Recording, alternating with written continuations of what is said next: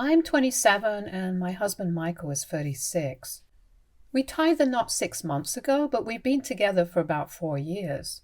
My husband has a 16-year-old daughter named Carrie. Me and my husband were in a relationship long before he introduced me to his daughter, Carrie. She shares a close bond with her mom, Nina, even though her parents separated 8 years ago and her mom has since remarried. In the beginning, her mother tried to pollute her mind, saying her dad had been cheating on her with me. This is why Carrie has hated me from day one, even though her dad has clarified to her several times that we met long after her parents' divorce. She has always perceived that I am attempting to take the place of her mom, even though it's a role I have never really aimed for or tried to fulfill. I have only wanted to be a responsible role model for her and tried to let our relationship develop on her terms since she was nearly an adult when we met, but she was not interested. Carrie has always made it clear that she has no desire to know me or have any kind of relationship with me. It has always seemed to me that she simply did not want her father, Michael, to move on, and this is why she hates me. Despite my genuine efforts to extend help, she consistently treats me poorly. It's been nearly a year and a half, and there's been no positive change. I've attempted various approaches, such as giving her gifts, discussing relatable topics, and sharing my own experiences from when I was her age, but nothing seems to resonate with her. In the beginning, Carrie lived with her mother, but around a year ago, Carrie expressed her wish to live with her dad. The decision was influenced by the fact that our school district had a better basketball team, something she was passionate about and planned to play well into college. My husband discussed with me the idea of Carrie moving in with me, and at first I was a bit worried, but he assured me, saying that this would allow me and Carrie to get to know each other better, and I started feeling genuinely excited about it. I saw her as a wonderful addition to our family. When Carrie moved in, she seemed at first content with her new home and school, but she wasn't particularly thrilled to see me, which I knew all along, but I thought things would get better over time, but it never did. Carrie consistently has made negative comments and insults about almost everything I do. Michael is not really an involved parent. Hence, as a result, he doesn't check things like if Carrie completes her assignment or not, or if she's sneaking out in the middle of the night to drink with her friends. I noticed all these things, and for her welfare talked with Michael about it. We tried to establish boundaries or enforce rules, but Carrie would openly challenge our authority. Whether it was about curfew times, household chores, or even basic etiquette, she made a point to defy our instructions and complain to her father about how we shouldn't interfere in her life. She would also talk to her mom and say how I was trying to control her life, and Nina would call to scream at me. I have noticed that she enters my office without knocking to read my personal messages or eavesdrops on phone conversations. When I confronted her about it, she justified saying she just wanted to make sure that I was not cheating behind her father's back. This shocked me, and later when Michael decided to have a conversation with her regarding her statement, Carrie told him how she thought I was just a gold digger who was after his money. This is absolutely not true, since I am the only child of my parents who are quite wealthy themselves. I continue to work and have never asked my parents for anything. We even bought this house together where Carrie lives, yet she had the audacity to call me such names. She doesn't eat the food I cook as a way of showing how she thinks that I suck at everything. In the beginning, I used to think maybe she didn't like my style of cooking, so I tried to learn her favorite dishes and left them in the fridge for her to eat whenever she wanted to. The next day, to my shock, I found out that she had thrown the entire dish in the trash. When this continued for 3 to 4 times, I stopped making any efforts whatsoever. If we were sitting all together as a family to watch a movie, she would either leave or sit beside her dad. If she has something to say, then she will ask her dad to come to her room and talk, although it would be something totally normal like asking permission to go somewhere or something about school. She tries to make me feel like I am this outsider, and it absolutely breaks my heart. Carrie also seemed particularly fixated on my relationship with food. I have always struggled with a severe eating disorder since middle school, and though I was better as an adult, I had retained some unique habits. I never explicitly shared this with her, but it appeared she had picked up on how sensitive I was to comments about food, and would use this as a means to taunt me. She would comment negatively on how I look. When her dad was in the room, she would make comments like, "Oh, I think you should not wear this because this makes you look a little chubby." When her dad wasn't around, she would insult me directly by saying how she wished her father would have married someone better looking. Her negative comments didn't just stop there. My eating habits involved a variety of foods that appealed to me at the moment, often spread across multiple small plates to avoid mixing different categories of food. Despite the unconventional approach, I found it practical, and since I was the one handling the dishes, it didn't bother me. However, Carrie had consistently commented on this habit, making remarks about how weird I was and how this was the reason why I was fat as an elephant. This was so hurtful to hear, even though I knew I was nowhere fat. But her mean remarks were starting to get to me. Once, during a family dinner, she casually commented, "Don't you think you've had enough, considering?" leaving the sentence hanging in the air, insinuating as if I was eating too much. I had already had a bad day at work, so in frustration I told her I didn't care about her opinion and suggested she refrain from speaking to me unless it was an emergency. I emphasized that I wouldn't tolerate anyone treating me disrespectfully. Hearing this, Carrie started saying how she was only trying to help me and walked away from the dining table. Michael later told me how I could have handled the situation better and that I should behave more like an adult. For Christmas, we decided to embark on a special trip to Thailand, a destination I had been saving up for since I was 18. Due to my prudent spending and notable career achievements, I managed to cover the entire cost of the trip as a Christmas gift for my husband, stepdaughter, and myself. We stayed in a stunning Airbnb with 2 bedrooms, a pool, and breathtaking views.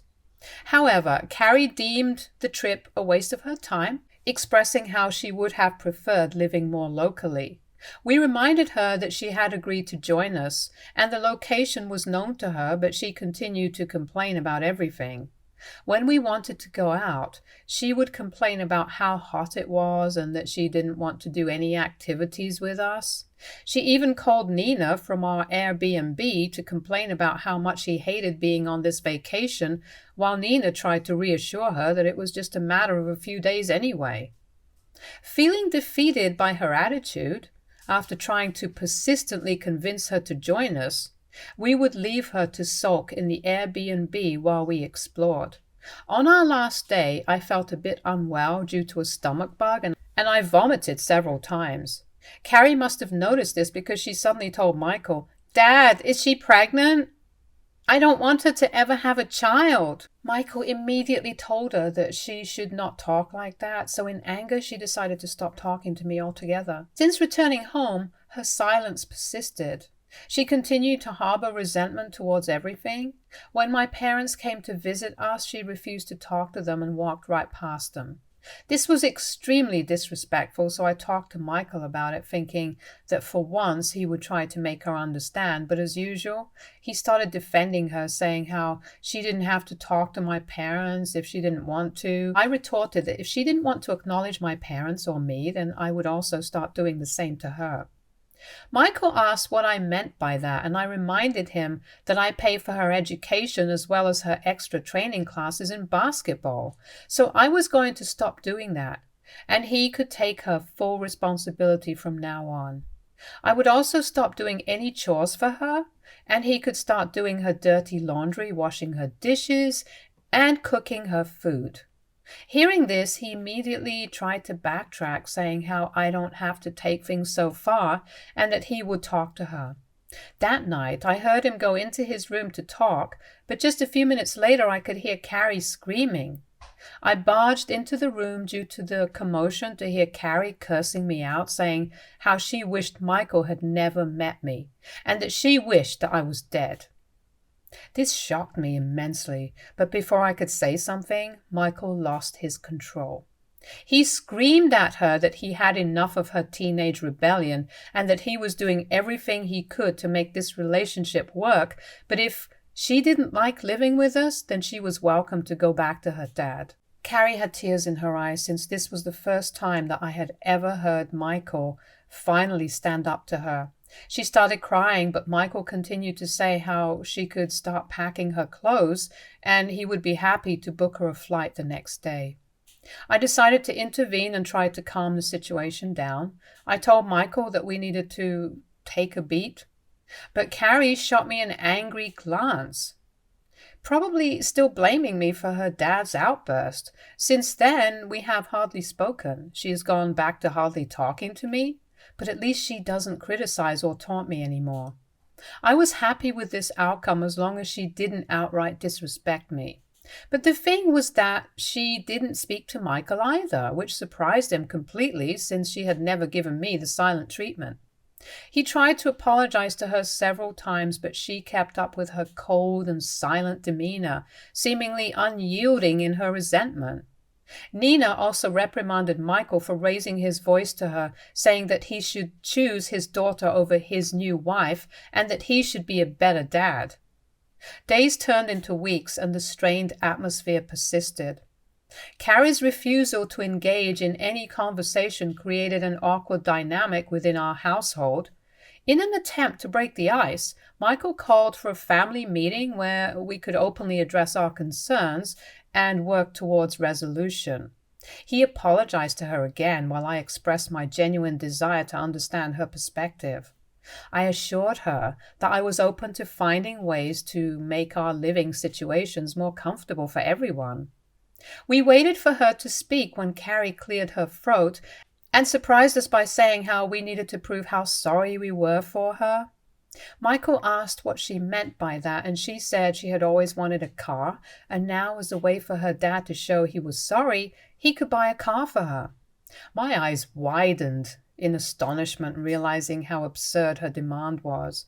We had already been saving up for her college fund, where even I had been contributing, so we tried to explain that buying a car right now wasn't possible, but Carrie wasn't willing to listen.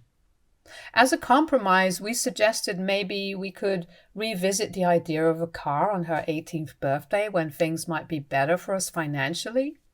But Carrie didn't want to hear it. She was stubborn and only focused on getting what she wanted right away, even if it wasn't practical. She started telling Michael how he could only fix things by giving her what she wanted, otherwise she would continue to not talk to him. The whole situation made it clear to me that Carrie's request for a car was about more than just wanting a vehicle. It seemed like she was using it as a way to manipulate us and test how much control she had in our family. Our family meeting ended at an impasse. Later, I talked with Michael, saying how he needed to talk to Carrie further and make her understand that buying a car right now was not something we could afford. Michael asked if we should break off our bonds so we could buy a car for her, but I firmly told him that they were our retirement plans and it would not be wise to do that.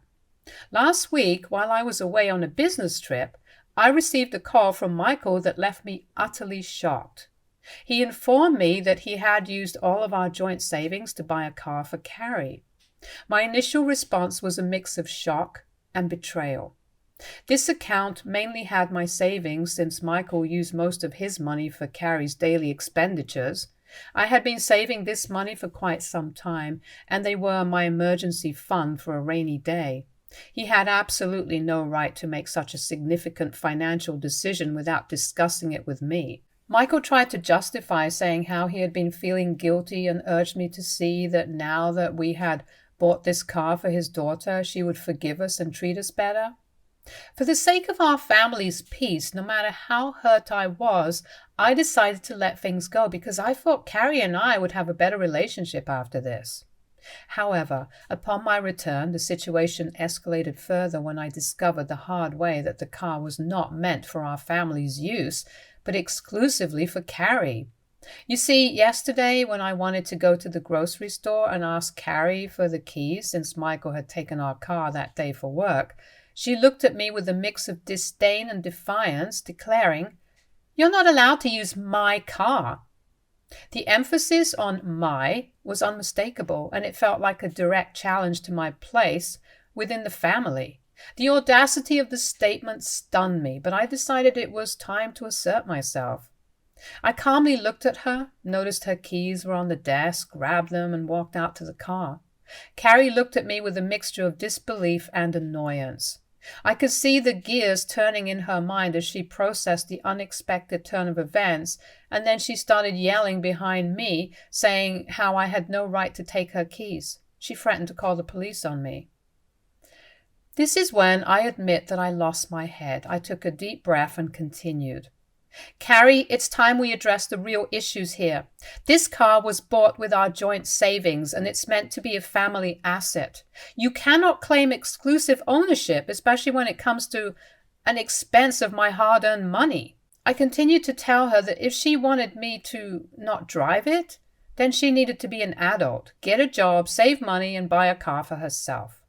I continued to tell her that she was welcome to call the police and I would be happy to explain to them the entire situation. Her face was dumbstruck, taken aback by my assertiveness. At night, when Michael returned home, Carrie started complaining to him about me using the car and how I had taken the keys from her desk. When Michael confronted me about it, I told him that I needed the car since he had taken our car for work and I needed to go to the grocery store. To my surprise, instead of understanding, Michael asked me why I couldn't take an Uber to the store. I noticed Carrie smirking, seeing how her dad was taking her side. I calmly explained to Michael that this was our car also, and as Carrie was at home, I borrowed the car for some time. I questioned Michael why he would buy a car with my savings if he didn't want me to use it at all. Michael sighed and urged me to be more understanding, emphasizing the difficulties Carrie faced in adjusting to our family. Feeling frustrated and cornered, I couldn't hold back my emotions any longer. I looked at Michael with determination and said something that I had been thinking for a long time. "If things continue like this, if you don't stand up for me and address these issues, I can't continue living like this. I'm done trying to make this work. Carrie clearly doesn't want us to stay married, so she can have her wish since I have been unhappy for too long and I'm starting to contemplate divorce." Michael's eyes widened in shock at my revelation. The weight of my words hung heavily in the air. He stammered, asking me if I was serious, but I stood my ground, explaining that my emotional well-being was at stake here. Carrie didn't look so happy either, seeing how distressed her dad was. Michael tried to say how we needed to think about this with cool minds and that he would make sure Carrie and I could come, to my surprise, but I was honestly so done with this toxic family situation that I decided to pack up my things and drive to my parents' place. This morning I woke up to several messages and calls from Michael. Carrie and Nina saying how I was overreacting and making a big deal out of nothing. Carrie has texted me saying how I was unnecessarily punishing her dad and trying to control him just because I am a spoilt gold digger. Nina, just like her daughter, feels I am to be blamed for everything and wrote how I am trying to create a divide between Carrie and Michael. I have refused to reply back to Michael even though he has sent several apologies. AITA for taking a stand against my husband for buying a car for his daughter with my savings? Update 1. Thank you to everyone who provided supportive comments and advice. After carefully considering this situation and reflecting on the struggles I have endured, I've decided it is time for a serious conversation with Michael. I have realized that I have suffered enough and it is crucial for things to change. If Michael doesn't agree with me, then I have discussed things with my parents and I will go along with the divorce route. It breaks my heart to even think about this because I really love Michael and I have never imagined we would end up like this. Update 2. Hello everyone. Thank you for everyone's patience. It's been a week since my last update. Following my decision to address the issues with Michael, we finally had a heartfelt conversation yesterday. I asked him to come over to my parents' place since I didn't want to have this discussion in front of Carrie.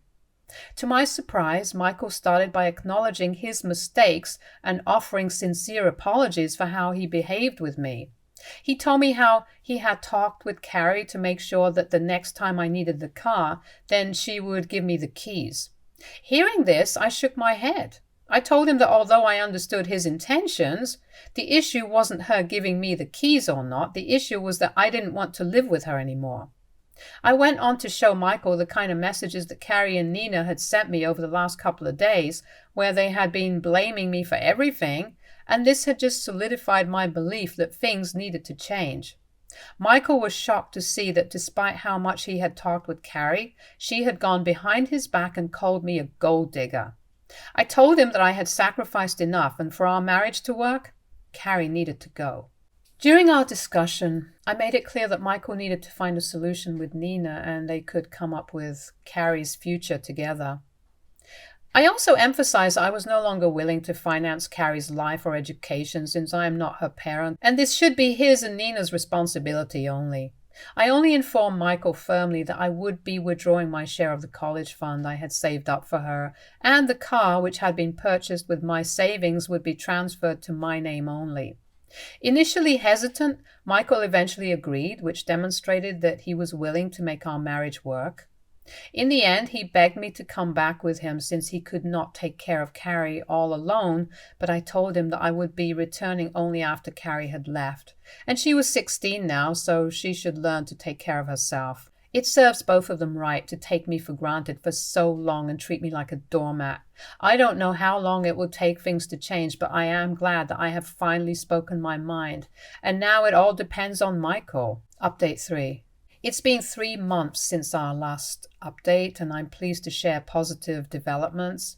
Following my conversation with Michael, he confronted Nina about her messages, to which she tried to justify, saying how she only said those things as she was concerned as a mother. He also told her how we could not let Carrie continue to live with us, and she needed to step up as a parent since she did absolutely nothing. This is when Nina had a meltdown. She revealed that the reason Carrie had even come to live with us in the first place was because she behaved the same way with her new husband, who could not tolerate her anymore. This is why Nina had encouraged Carrie to live with us under the pretext that our school district had better basketball training. Now that we didn't want Carrie to live with us also, Nina finally decided to reveal the truth. In the end, it was decided that Carrie would live with Nina's parents until she started college, after which she would eventually move into a dorm. Michael had a discussion with Carrie only after everything had been decided, and she agreed that she would like to live with her grandparents. Michael also promised her to make up for her not living with us anymore. He would spend every Sunday together doing anything that she wanted.